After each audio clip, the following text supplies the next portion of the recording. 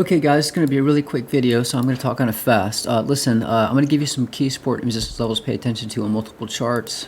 This is yesterday's video. If you didn't watch it, go back and watch it. I'll put a link up to it now. I was telling you if we drop 42,826, potentially 43,000, it's going to be very strong support for a possible bounce.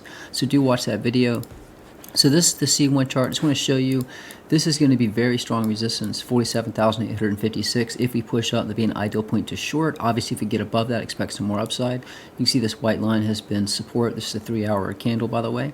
1, 2, 3, 4, 5, 6, 7, 8 candles before we finally broke it. So that is very strong resistance. We did drop. We pushed back up. So if we push up to 47,835, I would take my profit there or potentially short. Again, if we get above that, expect more upside. The next support level below on this chart is around 46,700 down to 46,344. I'd like you to notice or take note 47,835 is also a key resistance level on the G1 chart. You see we've got this trend line here. There's been a lot of resistance. You can see its resistance going back a good ways. So again, a very strong resistance level. Plus you have the, you can see this moving average right here is the 200 daily moving average. So again, you have two resistance levels. You have a trend line and you have the moving average. And that target is exactly the same as on the C1 chart, 47,800. 47,800. So again, very strong resistance. So pay attention to that. Ideal point to put in a short. Obviously, if you get above that, you're breaking above key resistance, which means you can have some more upside. But again, I think we have more downside. This is the K1 chart. This is for macro targets. So if we do get above that point, the next point you'd want to potentially short is right here at 48,000. You can see this has been a lot of resistance. Resistance. We pushed above it, came back, tested resistance. So again, if we get above that point, that would be the next. If we get above those two targets he gave you on the C1 chart and the G1 chart, the next point you'd want to short would be 48,114. I added a new chart to the website, L1 chart. So I put in, I added a new fib retracement. You can see right here. Gave you some smaller targets for support and resistance. Down below, I have your 200 weekly moving average, 300 weekly moving average.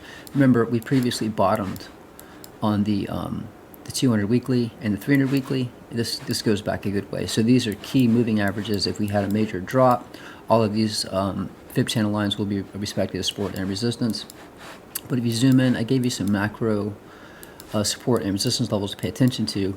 And what I was talking about in the previous video, if we do have a drop, this red trend line right here, you'll notice this, we got support back here, support right here, support right here, and support right here. And notice that's right where the 50-week moving average is. So it's very possible, and this lines up with what I was saying yesterday, the 50-week moving average is coming right down to this point. So I'm saying if we drop, again, if we come down, it is very possible what could happen. This is your key support right now that needs to hold on this chart right now. Right here at 45,700. If that breaks, I mean, you've got a lot of support. You got this yellow trend line, right? That's support. At 46,120, you've got this white trend line at 45,830.